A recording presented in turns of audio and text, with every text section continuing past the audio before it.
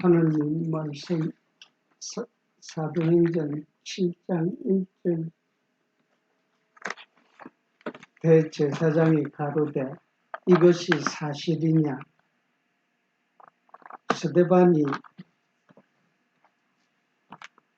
하나님의 말씀을 전하는 데 있어서 그 말씀을 들은 사람들이 뭐라고 설명을 했. 지난주 공부 마지막 부분을 다시 한번 참고해서 조금 더 보충해서 설명을 드리면 6장 10절에 보게 되면 스데반이 지혜와 성령으로 말함을 저희가 능히 당치 못하여 사람들을 가르쳐 말시키되 이 사람이 모세와 및 하나님을 모독하는 말하는 것을 우리가 들었노라 하게 하고 백성과 장로와 서기관들을 격동시켜 와서 잡아가지고 공회에 이르러 거짓 증인들을 세우니 가로되 이 사람이 이 거룩한 곳과 율법을 거스려 말하기를 마지 아니하는도다. 14절 그의 말에 이 나사렛 예수가 이곳을 헐고 또 모세가 우리에게 전하여 준 규례를 고치겠다 함을 우리가 들었노라 하거늘 공회 중에 앉은 사람들이 다 스데반을 주목하여 보니 그 얼굴이 천사의 얼굴과 같더라. 그러니까 스데반이 유대인을 비롯해서 여러 나라에서 국가에서 온 사람들에게 모세가 가르쳐준 하나님의 말씀을 다시 설명을 하는데 그 설명하는 내용 중에서 보니까 이 13절 후반부 거짓 증인들을 세우니 여기서 말하는 거짓 증인이라는 것은 여기 좀 번역상에 문제가 있는 것 같아요. 이게 왜 그러냐면 이 거짓 증인들이 말하는 내용이 이 사람이 이 거룩한 곳과 율법을 거슬려 말하기를 마지 아니하는도다. 스데반이 이 거룩한 곳, 요 당시 모임을 가지고 있는 그 성전을 갖다가 헐고 그 거룩한 곳을 헐어버리라. 그리고 율법을 거스려 말하기를 마지 아니하는도다. 구약에 있는 율법의 그 내용을 다시 설명을 하니까 변형을 시켜서 설명을 하니까 그 유대인들하고 들은 사람 중에 그 유대인들과 제사장들이 그 말을 듣고 14절에 보게 되면 이 나사렛 예수가 이곳을 헐고 또 모세가 우리에게 전하여 준 규례를 고치겠다 함을 우리가 들었노라. 그러니까 다시 돌아가서 거짓 증인이라는 것은 무슨 거짓 증인이냐. 스데반이 말하는 요 내용, 이곳을 헐고 모세가 전해준 규례를 고치겠다 하는 이 고쳐야만이 된다. 이 말을 지금 거짓 증인이라고 하는 사람들이 와서 그게 잘못된 거다 하고 스데반 입장에서는 내 말이 맞다. 응? 그러니까 스데반이 말하는 거는 참 말이고 지금 스데반을 갖다가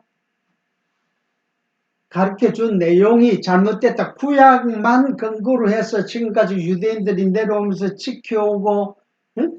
규례를 바로 세워서 모세가 전해준 그 규례를 바로 세워서 지켜온 그 내용을 지금도 지켜야 된다 하는 책에서 생각하는 그 내용 사실이 지금 신약 예수님 이 땅에 오시고 그 이후에는 이제 그 차이점을 설명을 하는 데 있어서 거짓 증인이라는 것은 구약의 내용을 지금도 지켜야 된다. 이 유대인들은 그렇게 주장을 하고 있으니까 그 지켜야 한다는 그 주장 내용이 잘못됐다. 이제 그런 뜻이 거짓 증인이라는 뜻이. 그리고 14절 후반부 모세가 우리에게 전하여 준 규례를 고치겠다 함을 우리가 들었다. 그래서 그 공회 중에 많은 사람들에게 이야기를 하니까 그 대제사장이 서대반한테 제자 질문을 하는 거예요. 야, 너가 응? 모세가 전해준 율법을 네가 고치고 규례를 고치겠다? 응? 성전을 허물고 이 말이 네가 사실이냐? 제차 이제 반문을 하고 하니까 서대반은 2절부터는 그 내 말의 사실인 증거를 내세우기 위해서 구약 창세기 12장부터 창세기 12장의 12장 1절에 보게 되면 하나님의 아브라함을 소명 하나님의 아브라함을 부르는데 그 사실로부터 연역을 해서 올라가갖고 기납적으로 올라가갖고 그 사실을 연역해서 이제 서대반은 설명을 하려 하는 게 내가 전에 왜 이 성전을 헐고 모세가 전해준 규례를 고치겠다. 내가 왜 고치겠다 하고 성전을 헐어라 이 소리를 하는 내용을 너희가 알기 위해서는 그것으로 올라가서 너희 우리 조상 이스라엘 사람들이 믿음의 조상인 아브라함 사건부터 창세기 12장부터 그것으로 올라가서 이제 설명을 하는 거예요.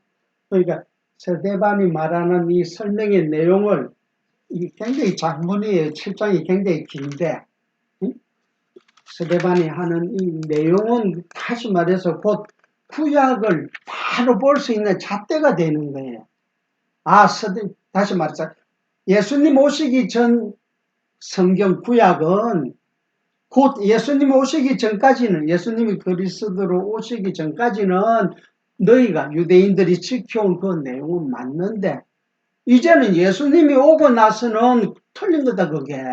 예수 그리스도를 빗대서 신약을 빗대서 구약을 봐야 되는데 너희들은 계속 구약을 보고 구약으로만 액면 그대로만 보고 있으니까 잘못된 거다라고 설명을 하기 위해서 이제 서대반이 변론을 하는 거예요. 대제사장 앞에. 그러니까 이 변론 내용에 들어가기 전에 율법이란 무엇인가? 그리고 율법에 있어서 지금 오늘날 우리 개혁주의 장로교에서는 율법을 어떻게 보고 있냐?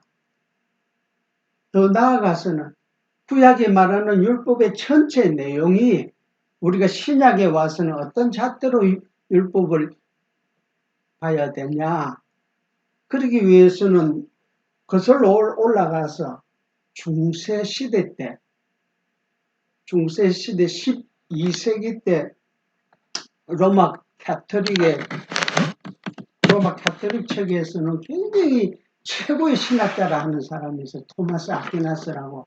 이 사람은 일반 학문에서도 토마스 아퀴나스가 위대한 일반 학문의 뼈대 초대라 그러나 뼈대를 세운 분이다. 오늘날 우리가 대학 학문의 시작은 토마스 아퀴나스부터 지금 일반 학문이 이렇게 번지기 시작했는데 이 토마스 아퀴나스가 중세 시대 12세기 때 로마 카톨릭의 기초를 세우는데 이 사람이 이 구약에 있는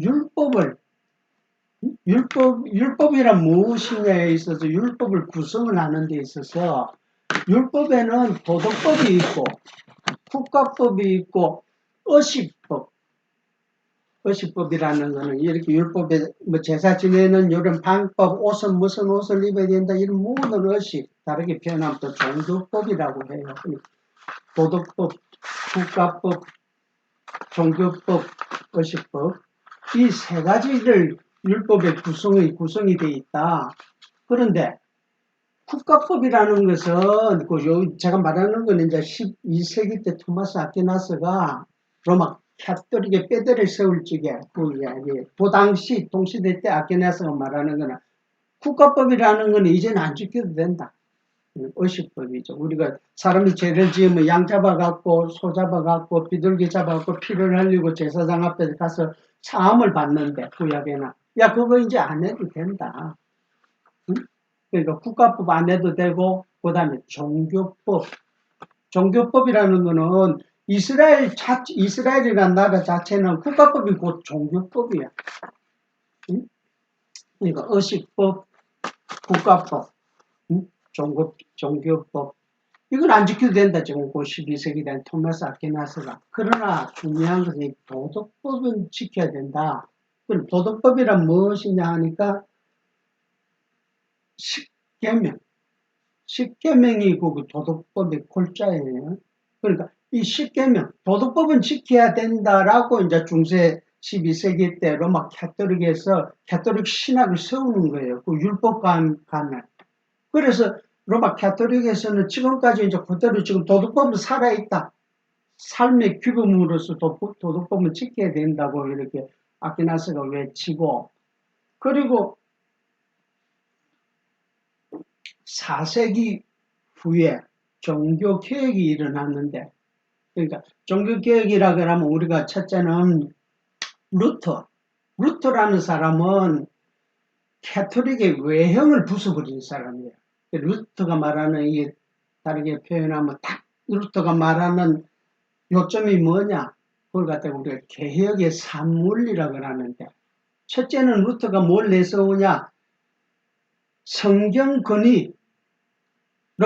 그 당시 로마 캐토릭에서는 권위가, 성경도 권위가 있지만 또 누구 말도 권위가 있다. 교황 말도 권위가 있다. 다르게 표현하면 교황 말도 곧 하나님 말씀이다. 지금은 로마 캐토릭에서 가면 그 사람들은 교황을 또 다르게 부르는 이름이 성화라고 그래. 하나님이다. 하나님. 교황이 82년도인가 3년도에 한국에 왔어요. 그때 바울 6세인가? 그 사람이 여의도 와서 100만 명이 모였어. 그 당시에. 그러니까 그 사람을 성하라 하도록, 성하. 하나님이다. 당신은 신입니다. 이렇게 말하니까 교황의 권위가 얼마나 파워가 있어. 하나님과 동격에 두고 있으니까. 지금도 로마 캐토릭은 로마 교황 측에서 교황 한마디가 곧 하나님 말씀이야. 이렇게 해라 그러면 그게 곧 법이 되는 거예요. 그러니까 루터는 16세기 때, 야, 그거 잘못된 거다. 응? 성경만 권위가 있다. 그러니까 교황의 권위를 완전히 묵사발을 내버리는 거예요. 야, 교황도 똑같은, 우리하고 똑같은 인간인데, 응? 교황도 죄짓고 사는데 네가 무슨 인간한테 무슨 권위를 가질 수가 있냐. 하나님. 그러니까 성경 말씀만 권위가 있다. 두 번째는 만인 제사장. 모든 예수를 믿는 사람들은 다 제사장이다. 만인 제사장. 그러니까 로마 캐토릭에서는 지금도 사제라 해갖고 제사권은 사제만 가지고 있는 거예요. 그러니까 하나님과 인간 사이에 이제 중간 매개로서 사제라는 직을 갖다가 내세웠어.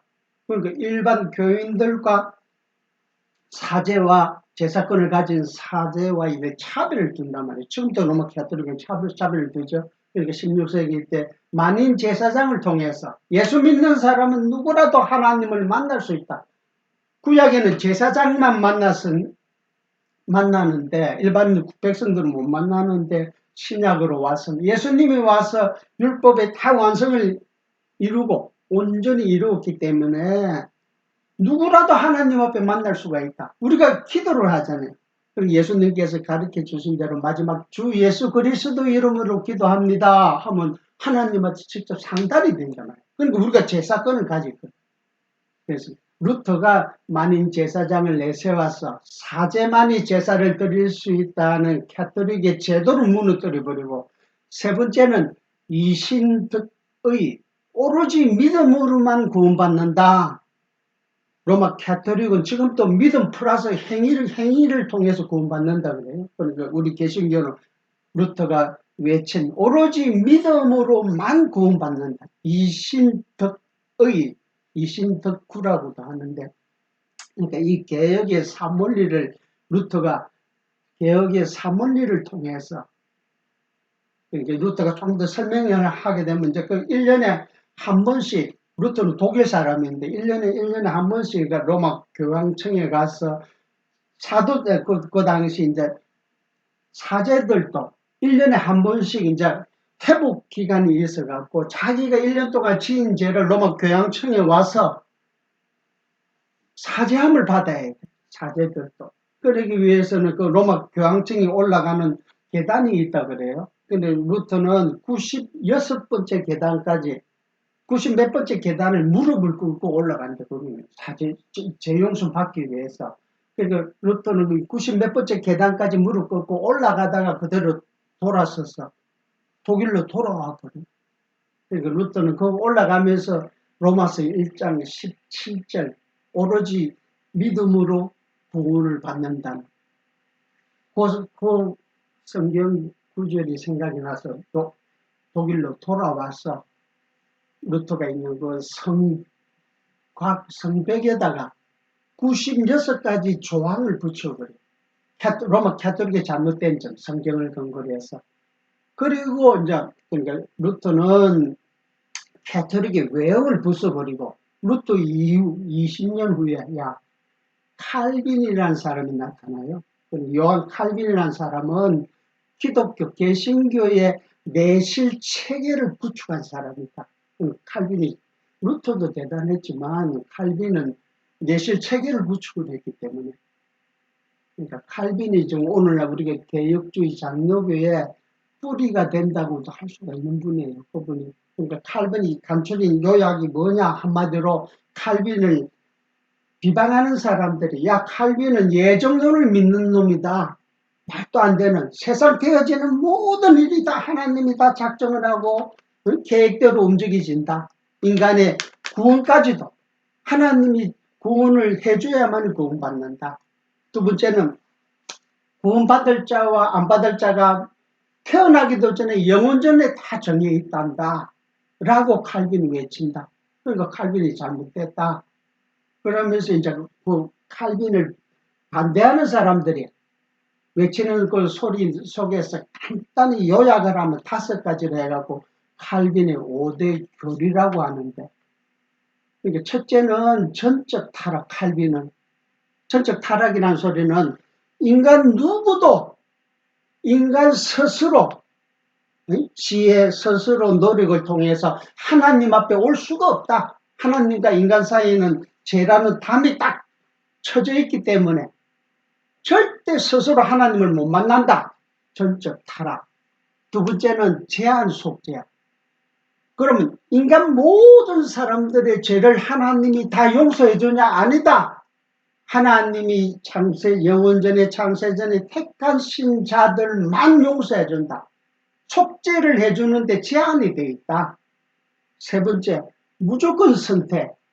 그러면 하나님께서 인간을 전적 타락하고 제한 속죄가 되고, 세 번째, 무조건 선택. 그럼 하나님이 왜 어떤 사람은 선택하고 어떤 사람은 구원받냐? 그런 인간 편에서 조건이 없다고. 하나님 편에서 무조건 선택이다. 네 번째, 불가항력 은총.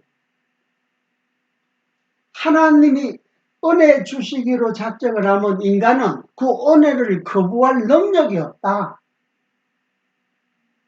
다섯 번째, 성도의 견인.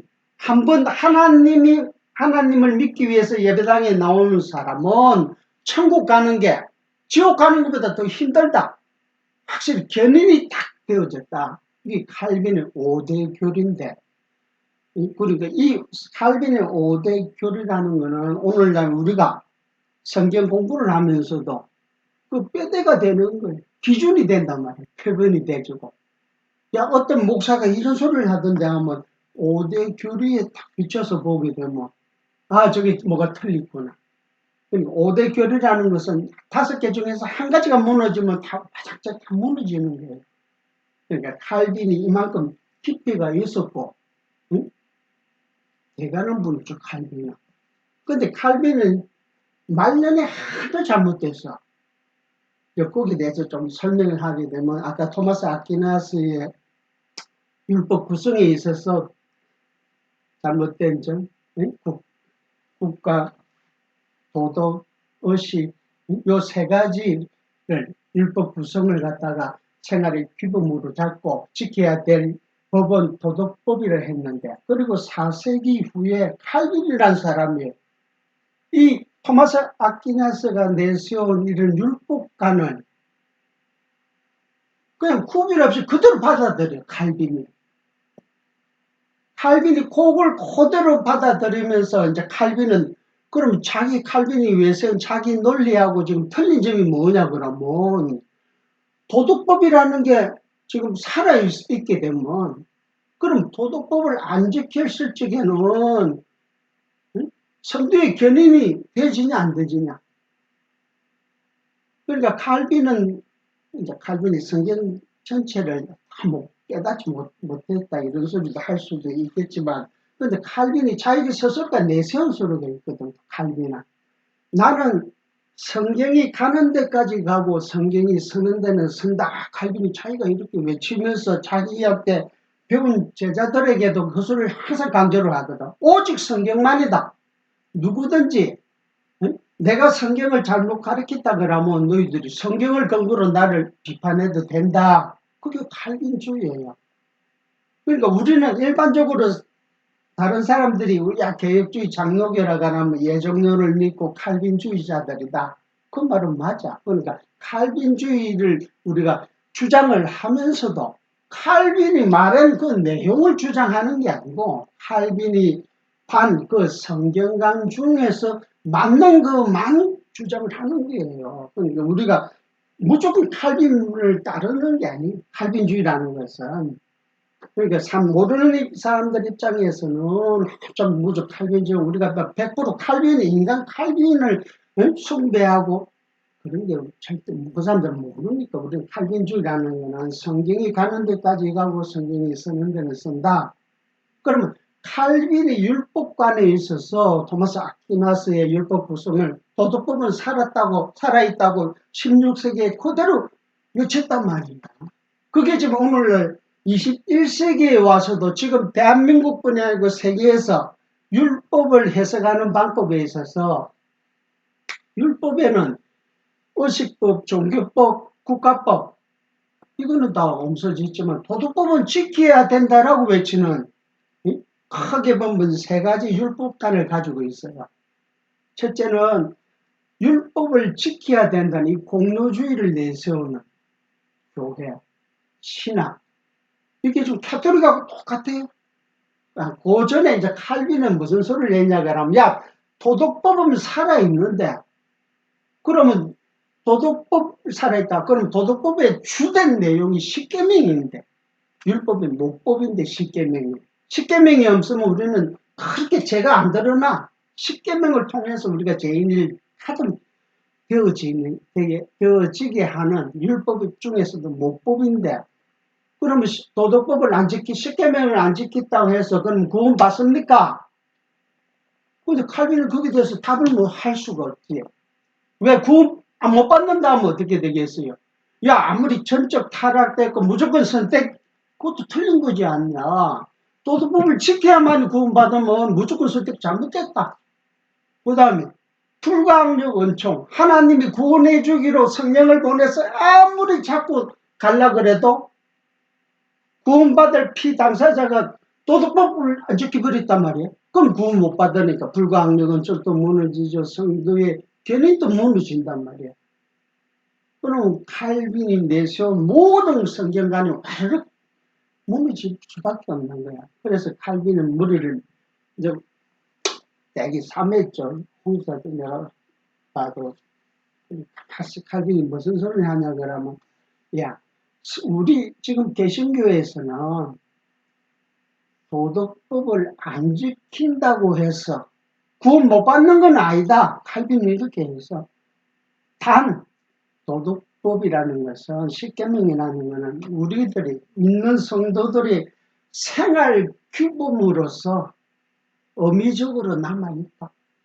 그럼 그 말을 또 돌려서 보게 되면 그럼 도덕법을 안 지켜도 천국은 간다. 칼빈은 그렇게 했단 말이에요. 생활 규범으로서만 남아있다. 그건 의미로서는 남아있지만 십계명을 안 지킨다고 해서 천국 못 가는 건 아니다. 이렇게 했기 때문에 그럼 말 바꿔 말하면 안 지켜도 그럼 천국 가는 거하고는 아무 상관도 없는데 왜 칼빈이 이 소리를 했냐. 그러니까 토마스 아퀴나스가 내세우는 그런 율법의 구성을 여과 없이 그대로 받아들인 결과 그거 말고는 칼빈이 답을 하기가 그럼 율법이란 무엇이냐. 그 구성에 있어서 성경이 말하고자 하는 그 율법이라는 것은 칼빈이 그 400년 전에 그 외치고 지금까지도 우리가 율법을 지키는 데 있어서 첫째는 율법을 지켜야 된다. 공로주의자들. 이 공로주의자들이 높낮이는 크고 작고 그런 차이는 있지만 거의 전부 다 지금 대한민국 교회도 전부 다 공로주의거든. 공로주의를 내서 율법을 지켜야 된다고 내세우는 주류와 그 다음에는 율법은 폐지됐다. 율법을 이제 안 지켜도 된다. 율법 폐지론자가. 그리고 마지막 이제 세 가지는 이제 좀 우리가 공부하는 건 우리는 율법 폐지론자가 아니고 반대로 공로주의자, 공리주의자, 율법을 지켜야 된다 하는 공로주의 율법관도 아니고 우리는 율법을 굳게 세우는 거다. 우리는 그러면 무슨 말이냐면 율법을 통해서만 거울을 보면 내 얼굴에 뭐가 묻었나 티끌을 거울을 보기 전에는 모르듯이 율법을 통해서 우리가 얼마나 죄인이라는 것을 깨닫기 위해서 율법은 지금도 살아있고 우리가 그러니까 이런 세 가지 율법관이 있는데 우리가 지금 공부하는 율법관은 율법을 굳게 세우는 거다. 율법의 기능은 우리를 죄되게 만드는 거니까. 율법이 없으면 내가 죄인이라는 사실을 모르니까 이제 율법에 대한 작은 공부를 하기 위해서는 시간이 많이 필요하고 율법관에서는 우선 개론적으로 그렇게 설명을 했고 그럼 율법 폐기론자들은 누구냐? 지금 우리가 한국에서 세월호 사건 때문에 구원파를 우리가 알게 됐단 말이에요. 이 구원파들은 전부 율법 폐기론자들이야. 야, 율법 필요 없다, 우리가. 그리스도의 은혜 안에 있기 때문에 율법 아무 상관없다, 우리는. 그 율법을 던져버리는 거예요, 폐기론자들. 그리고 그 구원파의 창시자라 할 수 있는 권시찬이라는 사람이 있어, 한국에서는. 그 사람이 1960년대 삼각지에서 큰 교회를 하나 빌려서 시작한 그 권신찬, 그리고 권신찬의 권시찬. 딸의 남편, 사위가, 세월호 때 유병원. 그 사람이 사위야, 권시찬 사위야. 그러니까 이 사람들은 재밌는 거는 유병현이도 집단 생활을 한단 말이야. 야, 우리는 율법 폐기론자들이기 때문에 일반 교회하고 차이를 두는 거야. 그래서 집단 생활을 하면 그럼 율법을 폐기하고 그렇게 사는 사람들의 결과가 이 세상하고 완전히 동떨어져 있는 거예요. 가치가 완전히 차이가 나니까. 그러다가 세월호 사건이 터지고 근데 그 사람이 왜 세월호 내용을 무슨 잠깐 설명하게 되면 결국은 그 사람들 다 물질을 중요시했기 때문에 돈 벌려고 그런 짓을 한 거지. 그래서 학교 다니면서 정규칙대로 했으면 그 세월호가 일어날 수도 없지.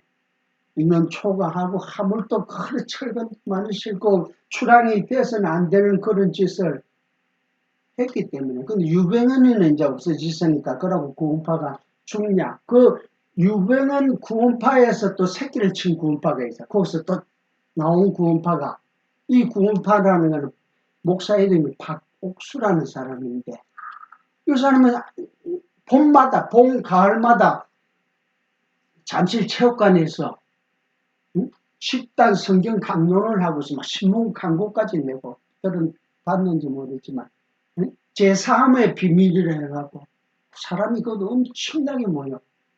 그러니까 박옥수라는 이 목사는 내가 권신찬이 밑에서 배운 사람인데 유병현이가 이제 파워가 힘이 조금 더 셌지. 사위고 하니까. 그러니까 지도 나가서 거기서 독립해서 나와서 그 박국수란 사람의 서울 본부가 어디 있냐 하니까 여기 양천구에 있어요. 어디냐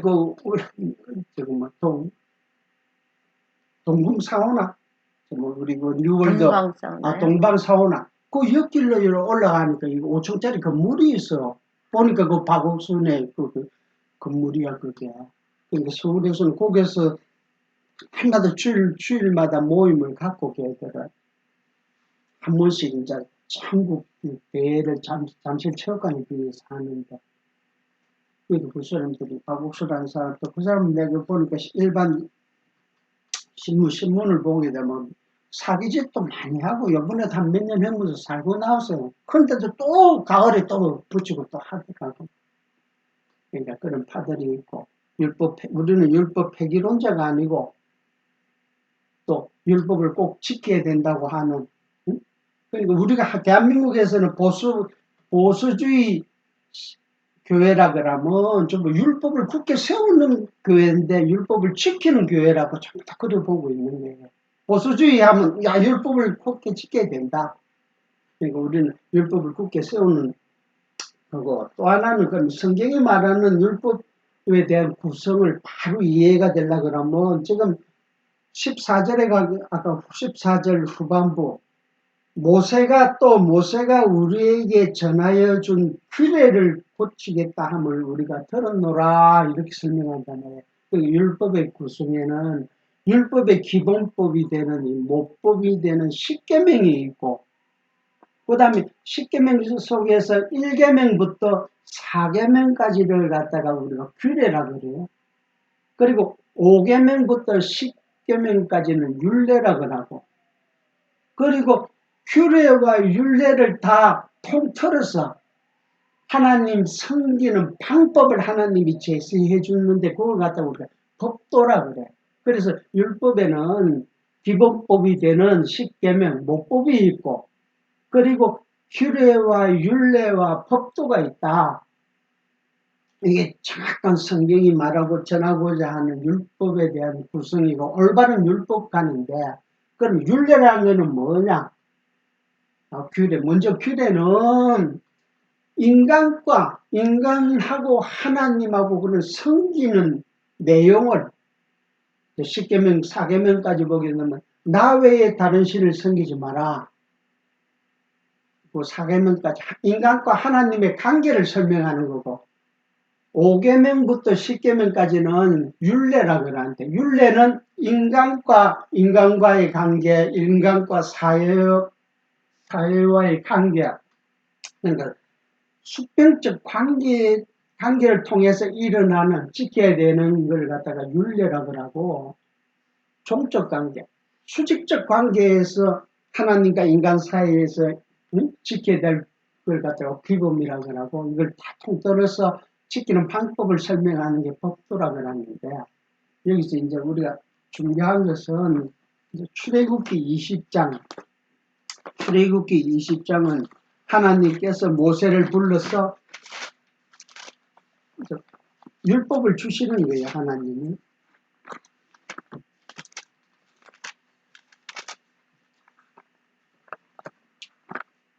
출애굽기 20장, 그러니까 출애굽기 20장을 통해서 이제 하나님께서 이스라엘 백성 대표되는 모세에게 성문법을 주는 거예요.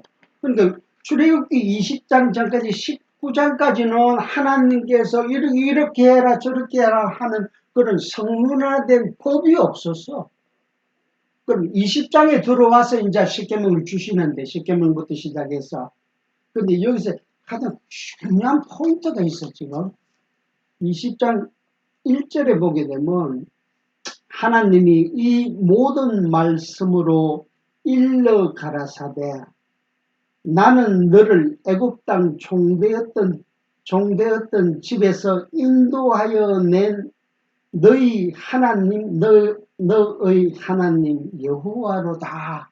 이렇게 서술을 하고 나서 그 다음에 3절에 보게 되면 너는 나 외에는 다른 신들을 너게 있게 말지어다. 너를 위하여 새긴 우상, 그러니까 나 외에 다른 신을 절대 섬기면 안 된다. 그 20장 1절만 보게 되면 지금 20장 1절을 무시해버리고 2절만 보게 되면 야 우리 나 외에 다른 신을 섬기면 안 됩니다. 우상 숭배입니다. 우리가 일반적으로 이렇게 지금 설명을 한단 말이에요. 그래서 예수 믿는 사람은 한마디도 절에 가서 부처 고개 숙이도 안 되고, 더 나아가서는 집에서 차례 지나는 조상한테 절을 해서도 안 된다. 그럼 하나 같은 소리를 하고 있다. 그게 왜 하면 안 됩니까? 뭐 20장 2절을 근거로 되는 거야. 10계명이 모법이 되는 제1계명이 나 외에 다른 신을 섬기지 말아 했기 때문에. 근데 우스운 소리는 또 어떤 남편은 예수 안 믿고 부인은 예수 믿는 사람은 차례를 지내야 되는데 제사는 그만두고라도 명절에 차례 지내는 것도 못 지내니까 또 무지한 사람 목사들은 뭐 차례 지나는 음식하면 그거다가 십자가를 갖다가 휘호를 이렇게 그어놓으면 괜찮다 또 엉터리 같은 소리를 하고 있어요. 그럼 말도 안 되는 소리. 그러니까 가장 말도 안 되는 소리고 가장 중요한 것은 1절에 포인트가 있어요. 지금 하나님이 이 모든 말씀으로 일러 가라사대 하나님이라는 명칭이 뭐라 그랬죠? 엘로힘, 엘로. 전능자다. 하나님은 모든 능력을 다 가지신 분을 갖다가 부를 적에는 우리가 하나님 이렇게 부른단 말이에요. 그러니까 맨 처음에 1절에는 야 나는 전능자다. 내가 전능자라는 거 너희가 어떻게 알겠냐? 내가 전능자인 이유를 이제 2절에서 가르쳐 주는 거예요.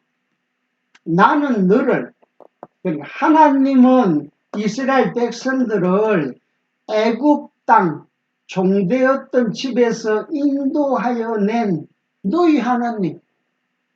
그러니까 이스라엘 사람들이 애굽에서 해방될 걸 꿈에도 생각 못하고 살았는데 누가?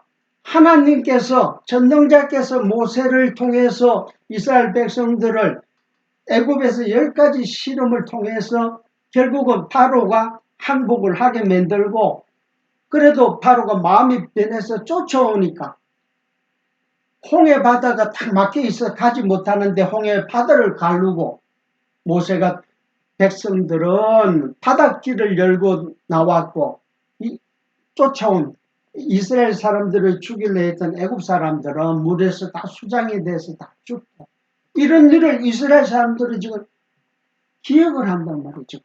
지금 20장 그리고 19장까지 지금 여기는 지금 광야 시대인데 애굽에서 나왔는데 그러니까 그 하나님을 기억하고 있으면 이스라엘 사람들이 그러니까 요 지금 출애굽기 1장에서 19장 내용을 보게 되면 이스라엘 백성들이 광야 생활을 통해서도 날마다 하나님을 체험을 하니까 우리 하나님, 우리 이스라엘의 하나님이 최고입니다. 최고입니다. 어느 신들이 감히 여호와 하나님을 견줄 수 있는 자가 아무도 없습니다. 이런 표현을 해요. 이 사람들, 이스라엘 백성들이. 그러니까 하나님의 기사와 기적을 목도할 적에만 이런 표현을 한단 말이에요. 그럼 목도 안 할 적에는 야 우상 만들자 그래서 또 뭘 만들어? 모세가 없어지면 금송아지를 만들어서 야 아론이 야 우리를 위해서 신을 만들자 해서 금송아지를 만들고 우상 숭배를 하다가도 모세가 나타나면 이거 잘못됐다 해서 다시 돌아온단 말이에요. 그러니까 다시 말해서 2절에서 애굽 땅에서 인도하여 낸 너희 하나님 여호와로다 이렇게 설명을 하니까 그럼 이스라엘 백성들이 이 말씀을 야 우리가 과거에 어디에 있다가 어디로 지금 와서 우리가 지금 어디에 있고 어디 광야 생활을 하고 있는데 우리가 지금 하나님의 언약의 땅 가나안 땅을 가는 과정인데 하나님께서 나 외에 다른 신을 섬기지 마라 하니까 설령 섬기라고 다른 신도 섬기라고 해도 이스라엘 사람들은 안 섬기지 목도인 사람들은 애굽 사건을 기억하는 사람들은 절대 안 섬겨. 하나님 외에는 다른 신은 없으니까. 설령 있다고 자칭 인간들이 신이라 칭하는 자가 있어. 그걸 좀 시간이 없으니까. 아론이 금송아지를 만들 적에 맛있는 표현을 해요. 우리를 위해서 신을 만들자 그러는 인간을 위해서 신을 만들자 그러고 하나님은 우리가 하나님을 찾은, 이스라엘 백성들은 하나님을 찾은 게 아니고 하나님 전능자께서 언약을 세우셔갖고, 아브라함과 언약을 세우셔갖고 우리에게 와서 우리를 애굽에서 끌어줘서 목적지 가나안 땅에 까지 가는 과정에서 하나님께서 나 외에 다른 신을 섬기지 마라. 나는 너희들 애굽에서 이끌어낸 내 이름은 여호와다. 이렇게 좀 마지막 부분에 여호와로다 이렇게 하니까 여호와라는 이름의 의미는 뭐라 그래서 언약을 세우시고 언약을 지키시는 분이다. 그러니까 하나님 언약을 세우고 언약을 지키시는 분이 누구냐? 하나님이다. 오늘 전능자다. 전능자. 그 전능자가 우리하고 뭘? 하나님의 우리 이스라엘 이름, 이스라엘 하나님이 우리를 불러서 백성 삼으셨다. 그 하나님을 우리가 기억을 하게 되면 나 외에 다른 신을 섬길 수 절대 없죠. 무슨 말이냐 그러면 하나님이 여호와라는 사실을 이스라엘 사람들이 잊어버리면 소망이 없어. 지금 광야에서 서 있는데 당장 농사를 못 지으니까 먹을 것도 없죠. 밤이면 춥지. 응? 내 집이 없이 떠돌이 생활을 지금 광야에서 하고 있는데 소망이라고는 뭐가 있겠어? 하나님이 여호와. 왜? 우리가 광야에서 목적지 하나님이 정해준 여호와께서 정해준 꿀과 젖이 흐르는 가나안 땅으로 가는 과정에 있는데 하나님 잊어버리면 어떻게 되겠어? 목적지를 못 찾는 거야. 갈팡질팡을 한단 말이야. 그러니까 하나님께서는 야 너희는 생활 속에서 힘을 주기 위해서 나 외에 다른 신 섬기지 마. 그러니까 다르게 표현하게 되면 내가 생활에 어렵고 그러면 돌아서서 혹시라도 무슨 다른 길이 있을까 이렇게 찾아보더라도 십계명이 생각나면 하나님이 나 외에 다른 신을 섬기지 마라 그랬지. 그 하나님이 어떤 분이야? 목적지를 다 정해놓고 애굽에서 나와서 이렇게 가는 걸 다 인도하시는 분인데 하나님이 생각나는 게 전능자 여호와 하나님이에요. 거기 십계명의 의미로 가장 깊은 복음적인 뜻이 있는데 그래서 20장 1절 2절의 이 내용을 하나님을 서술하는데 어떠한 하나님이고 그 하나님이 언약을 세우신 여호와인데 이걸 잊어버리면 다른 신 찾아가죠. 그러니까 1절 2절 십계명의 목적은 율법을 준 목적은 뭐냐? 하나님을 잊어버리면 안 돼. 기억나게 해라고 이거 십계명을 주는 거야. 그리고 또 하나는 하나님의 이름은 여호와다. 그러니까 목적지까지는 분명히 데리고 가신다. 그게 여호와 이름 속에 들어가 있으니까. 그리고 오늘날 우리 21세기에 사는 우리들도 우리는 하나님의 이름을 여호와라는 이름을 잊어버리면 안 되는 거예요. 잊어버리면 우리가 갈팡질팡되지 이 땅에 살고 있으면서도. 그러나 하나님께서는 우리와 이미 언약을 맺었어. 언제? 영원전에 그리스도 안에서 우리가 언약을 맺었어.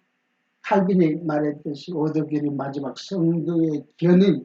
한 번 언약 맺은 사람은 천국 가는 게 지옥 가는 것보다 더 힘들어. 언약을 맺은 사람은 하나님의 그 불변성을 이스라엘 사람들에게 한 번 언약 맺은 하나님은 절대 변하지 않는다는 걸 가르쳐 주기 위해서 나 외에 다른 신을 섬기지 말라 율법을 주고 계명을 주고 하나님을 기억나게 하기 위해서.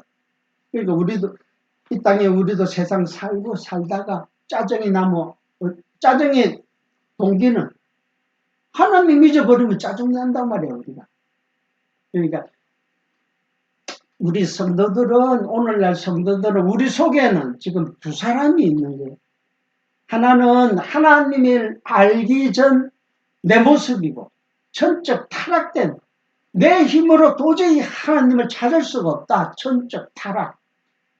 칼빈의 5대 교리 중에서 첫 번째 전적 타락된 내 모습을 그대로 잊고 그 다음에 거듭난 다시 태어난 속사람이 있다면 성령께서 나에게 오셔서 무조건 선택해준 내가 있단 말이에요. 그러니까 인간의 예수를 안 믿는 사람들은 한 사람뿐이고 딱 육신의 소욕에 잡혀있는 사람이고, 예수를 믿는 사람은 육신의 소욕에 잡혀있는 나와 성령의 소욕에 잡혀있는 나가, 그 사람과 속사람이 내한테 거하고 있는데, 속사람은 지금 하나님이 여호와라는 사실을 자꾸 우리에게 인지를 시켜주려고 하고, 그러니까 속사람을 통해서 하나님을 발견하게 되면 평안이 자꾸 생기고, 그 사람을 통해서 하나님을 절대 발견 안 되지. 그 사람의 육신의 소욕이 강하면 강할수록 하나님을 잊어버리니까, 내 힘으로 내가 어떻게 하면 내를 위해서, 우리가 우리를 위해서 신을 만들자 했듯이 자기 육신의 소욕대로 살기 위해서 하나님을 제쳐버리고 자기가 주인이 되는 거예요. 그러니까 하나님과 우리 사이는 추종 관계가 되어 있기 때문에, 예수를 믿기 전에는 내가 주인인 줄 알았는데 예수를 믿고 나니까 나는 주인이 아니야. 나는 누구? 그리스도의 메인 종이 되어버립니다. 그러니까 주인과 종과의 관계만 기억을 해도 나 외에 다른 신 섬기라고 해도 안 섬기지. 그러니까 출애굽기 20장 1절 2절 그만큼 중요하고, 그래서 아까 말했듯이 현대의 오늘날에 있어서 율법관에 있어서 우리는 뭘 한다? 율법을 굳게 세운다. 굳게 세워야만이 하나님이 기억이 나니까 하나님이 여호와라는 사실을, 율법 폐기론자들은 율법 밖으로 이미 나가버렸어. 그 구원받으라. 그러니까 스스로가 뭔지, 의는 맞는데 자기 행동을 통해서 받은 의가 아니고 그리스도를 통해서 받은 칭의를 받은 의인인데, 생활 속에서 그 의인이 행동으로 드러나기 위해서는 성령의 도움을 통해서 드러나야 되는데, 율법 폐기론자들은 율법 밖으로 나가버렸기 때문에 뭐가? 자기의 의가 드러나는 거예요. 율법 아래에서 율법을 굳게 세우는 자는 그리스도의 의가 드러나고, 그리고 또 아까 율법관 하나에서 율법을 굳게 지켜야 된다고 라고 하는 공로주의자들, 이 자들은 그리스도의 의를 갉아먹고 자기의 의만 드러나는 거예요. 그것도 한참 잘못됐지. 그렇게 잘못된 결과가 오늘날 대한민국의 보수주의라고 하고 있고, 그게 그 근거 제시를 누가 했냐고 칼빈이 했단 말이에요. 이 율법관을 성경대로 기본법 되는 모법이 되는 십계명과 율례와 규례와 법도를 정확하게 성경을 근거로 해서 복음적으로 설명이 되어져야 되는데 칼빈이 이걸 못하고 간 거야. 그 결과가 지금 엄청난 결과가 돼서 지금은 어떤 데서는 야, 십계명 안 지키면 천국 못 가 라고 하는 데가 개신교도 있단 말이죠. 그럼 칼빈 아까 말했듯이 그렇게까지는 안 했거든. 구원하고는 상관없다. 다는 생활의 의미로서 남아있다. 왜 칼빈이 그런 소리를 했냐? 야, 그러면 아까 율법 폐기론자 같지. 야, 우리는 율법하고 아무 상관없어. 이렇게 되면 성도들이 생활을 하는 데 있어서 삶의 규범이 있어야 되는데, 규범을 성경을 통해서 찾지를 못해서 칼빈도 그런 소리를 한 거고. 근데 칼빈이 가르친 대로만 해서도 이렇게까지 우리 교회가 이렇게 안 되는데, 도덕법을 못 지키면 천국 못 간다 소리까지 하니까. 그러니까 우리는 율법을 굳게 세우는 성경적 율법관을 가지고, 그러니까 도덕법에 대한 십계명과 규례, 아까 지금 사도행전으로 돌아와서 서대반이 지금 규례 지금 떠도 고친대야 된다 그 소리, 하나님 섬기는 방법인데 어떻게? 야, 그 방법 구약 액면 그대로 지금은 섬기면 안 돼. 그 방법을 지금 제시를 해준 거야. 성전 저거 헐어버려라. 저기 하나님이 지금 그 한 장소를 정해서 지금 계시는 분이 아니야. 그러니까 그 설명을 서대반이 해주기 위해서 지금 7장으로 이제 올라왔어. 그 설명을 하기 위해서는 구약을 거슬러 올라가서 아브라함의 사건까지 지금 끌어내는 거야. 아브라함의 사건을 기준으로 해서 아브라함의 사건, 그 다음에 출애굽, 요셉이 애굽으로 내려왔어. 출애굽, 아브라함 출애굽, 그 다음에 사무엘, 구약 역사를 통틀어서 이제 마지막에 스데반의 결론을 통해서 예수가 그리스도라는 걸 증거를 하는 거야. 그러니까 이 스데반이라는 사람의 구약관, 구약이 뭐냐? 예수님 그리스도가 이 땅에 오시고 난 이후, 신약이 완성된 이후에 보는 구약관을 지금 설명을 하는 거예요. 지금 스데반이. 이게 어떻게 다는 단답으로 네가 규례를 허물어버리고 규례를 고치고 성전을 허물으라고 했냐? 대제사장이 질문을 하니까 했습니다. 안 했습니다가 아니고 왜 아브라함 사건을 거슬러 올라가서 설명을 해야 되겠어. 그리고 구약 전체가 예수가 그리스도라는 사실을, 그리스도의 사역 내용을 증거를 했는데 지금도 이스라엘 사람들은 아브라함이라 그러면 뭐 하늘 같은 조상으로, 최고의 조상으로 믿죠, 유대인들이. 그러나 실상 그 아브라함이라는 사람은 아무것도 아니다. 좀 여기 설명을 해야 하는 거예요. 다음 시간에 서대반의 아브라함 사건을 통해서 서대반이 보는 아브라함은 어떤 사람이냐? 우리하고 똑같은 자다. 아브라함이 돌아서서 변하는 자고 하나님 말씀도 안 믿어. 웃는다. 하나님의 언약을 세워도 웃고 콧방구 치던 아브라함이야. 그런데 왜 하나님께서 아브라함을 지키고 그 약속을 지켜서 결국 400년 후에 너희들이 지금 광야 생활을 하면서 이스라엘이 나와오가 모세 20장을 통해서 출애굽 20장을 통해서 10계명을 줬는지 아냐? 그거 설명을 하기 위해서 아브라함을 끌어들여갖고 아브라함의 인간된 행위를 통해서 아브라함은 아무것도 한 게 없다. 그러나 하나님이 세우신 언약의 의를 통해서만 구원받았다는 그 사실. 구원받은 결과가 지금 너희들은 출애굽 20장 400년 후에 너희들이 애굽에서 나왔지 않냐? 너희 힘으로 도저히 나올 수 없는 모세를 세웠어.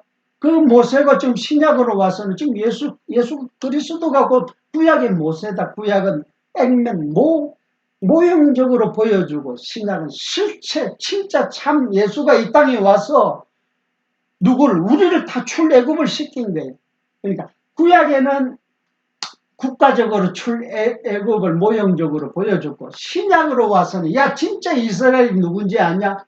예수를 그리스도라고 믿는 지구상의 모든 나라의 백성들이 중에서 예수를 그리스도라고 믿는 우리가 진짜 참 이스라엘이다. 우리가 지금 애굽에서 다 나왔다. 언제야? 예수 믿는 그날 애굽에서 나오고 세례받는 그날 애굽에서 율법 아래서 우리가 다 죽음을 당해버리고 율법 밖으로 우리가 나왔어. 우리가 율법 밖으로 나왔다는 사실을 구약 출애굽을 통해서 율법을 통해서 우리가 기억나게 한다. 복음의 큰 깊은 의미와 뜻이 있는데 이걸 결국에 있어서는 칼빈 또 성경 66권을 간통을 못해서 그렇게 머리를 싸맸지 칼빈도. 그러니까 칼빈은 참 솔직한 사람이에요. 그 사람은. 그래서 칼빈은 요한 계시록을 손을 못 대서 혹시라도 자기가 성경을 잘못 해석을 해서 하고 잘못 가르쳤다가는 그 결과가 엄청난 파장되는 결과가 무서워서 칼빈은 요한계시록 앞으로 되어질 일은 손을 못 대고 왔어. 근데 사실로 이제 성경을 내가 깨닫고 보니까 아무것도 안 해. 요한계시록 모르면 창세기도 몰라. 성경 66권 중에서 어느 한 권을 모르면 전체적인 답이 안 나와. 그래서 성경을 보면 굉장히 쉬워. 그러니까 찾기까지 그는 과정은 힘들지만 결과적으로 보면 이 성경이 전부 다 복음이고 아까 출애굽기 20장 1절 2절 하나님께서 율법을 주는 과정에서 서정적인 당신에 대한 설명은 하는데 그 설명의 내용만 알아도 그게 복음이 드러나듯이 구약 39권이 전부 다 복음이야. 전부 다. 그러니까 다음 주에 우리가 서대반이 이 설교 내용을 보면 볼수록 구약이 한눈에 뻥 뚫려버려. 이걸 아직도 모르니까 사람이 답답하죠. 그런 생각하면. 그래도 뭐 우리가 똑똑해서 하나님의 말씀을 깨달을 수 있는 지혜를 주는 게 아니고 오직 성령의 조명으로 우리가 깨닫게 되었다는 사실을 기억하면서 여기까지 있습니다.